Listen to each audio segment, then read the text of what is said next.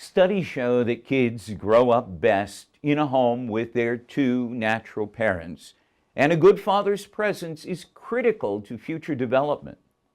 When they do grow up, the college years are unlike any others in a young person's life.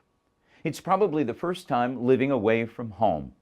Definitely a time of increased independence. Plus, there's exposure to new people, new experiences, and new ideas. Students begin the process of trying to figure out who they are, what they're going to be, and most importantly, what they believe is important in life. That's where campus ministry comes in, providing a safe place at college for students to explore those questions and grow in faith. With so many distractions in the world today to take young people away from God, campus ministry helps them stay on track. One example of how well it works is at the University of Hartford's campus ministry program, supported by the Archbishop's annual appeal.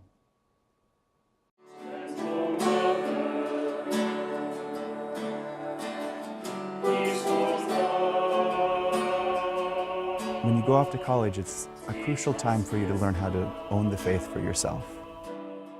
And so the community there helps lead people to knowing and loving God as an adult, as a young adult, as someone who's able to pray because they want to pray, able to go to Mass because they want to go to Mass, able to serve others because they know they need to serve others to be a happy and well-rounded person. And so campus ministry is really that crucial turning point in which young people can know and find the faith. Catholic Campus Ministry is part of the University of Hartford. They provide the campus community religious, educational, cultural, and social experiences. Father Patrick Kane is the new priest chaplain at the college. When I was in college, it helped me to discern my vocation into the priesthood. And so I know it's important to have faith when you're on campus. It's important to have that presence. And so for me, having received that when I was at Central, it's been great for me to be able to get back here at the University of Hartford. Father Kane says as students search for their identity, they're reminded that part of their identity is their faith, and that they are loved by God and created by God. You go from having your faith being something that your family tells you to do to starting to own it. And I think that's important for young men and women to be able to do, is to start owning their faith and seeing it as something that this is what I want to do. It's not something that mom and dad are telling me to do, but it's something that I want for myself.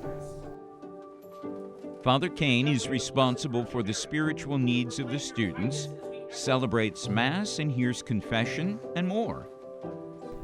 But I'm also just here for any spiritual support. So if a student needs to talk, if a student has something that they need to just, talk about, it could be something going on in their life, it could be something personal with family or friends. That's also what I'm here for, anything that they need. Sandra Smith is the campus minister, or the mom, at this house located on campus at the University of Hartford. She says the Archbishop's annual appeal keeps this wonderful program alive. I kind of consider it the students' home away from home. And so they're always coming over in between classes, seeing if there are leftovers in the refrigerator, studying, getting into conversations. I actually received First Communion last year here with the help of Sandy and at the time Father Michael Rominski, which is a pretty pivotal part of my faith life journey at the University of Hartford. And now I'm currently undergoing confirmation study. My relationship with God has always had a direct correlation with my prayer life.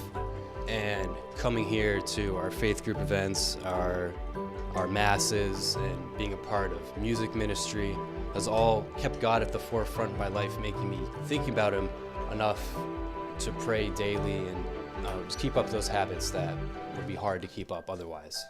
This particular day, the students attended Mass and enjoyed some homemade soup prepared by Sandra afterwards. One of them may pursue a vocation someday.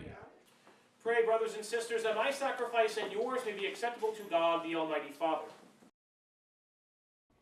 It is good to see young people working hard to fan the fires of faith, especially in the sometimes irreligious world of higher education.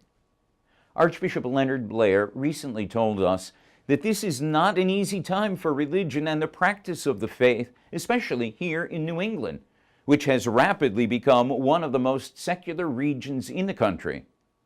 But the emergence of this so-called post-Christian era has not diminished the needs of our neighbors, nor should it reduce the commitment that we share to care for the hungry, the sick, the homeless, the naked, or imprisoned.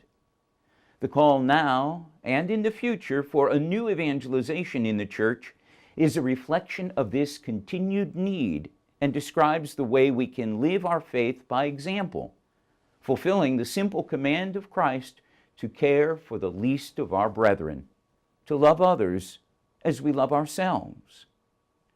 Supporting the Archbishop's annual appeal is our way of answering the call of Pope Francis to listen, to get involved, and to be neighbors, sharing in people's joys and struggles, so that the gospel can be spread ever more consistently and fruitfully. Thank you for your continued support.